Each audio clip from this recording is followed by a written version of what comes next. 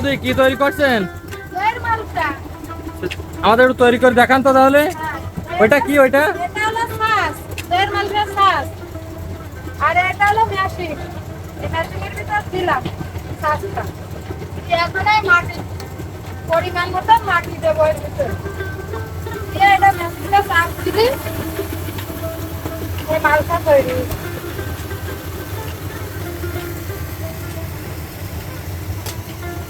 আপনি মিনিটে কতগুলো মালসা তৈরি করতে পারেন? মিনিটে 1 ঘন্টা নয়। তৈরি হয়ে গেল। তাই এবার এটা কি করবেন এটা? এটা এবার রোদে দেবো দিতে।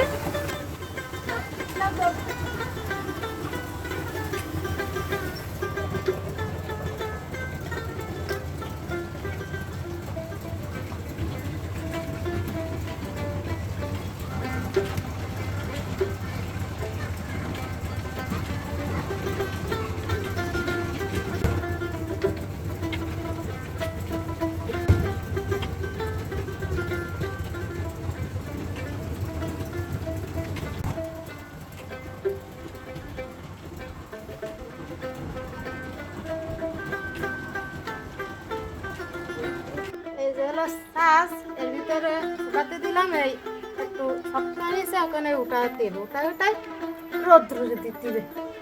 ছাঁচের থেকে রোদে দিলে একদম খুলে যায়। এই রোদ্রে দিলে মানে অটোমেটিকলি এটা শুকায় ইয়ে হয়ে যাচ্ছে না? হ্যাঁ, খুলে যাচ্ছে।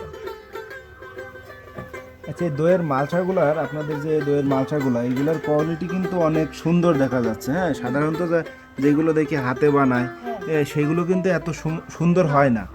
তো মেশিনের গুলো না খুব সুন্দর আসছে। হ্যাঁ, অনেক সুন্দর দেখা যাচ্ছে আর মানে ফিনিশিংও ভালো। হ্যাঁ। তো আপনারা এই দইয়ের মালসাগুলা কোথায় বিক্রি করেন এবং কত করে বিক্রি করেন?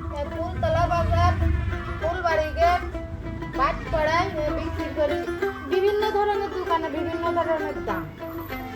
4 টাকা আছে, 4.5 টাকা আছে, 5 টাকা আছে। মানে কোয়ালিটির উপরে নির্ভর করে নাকি?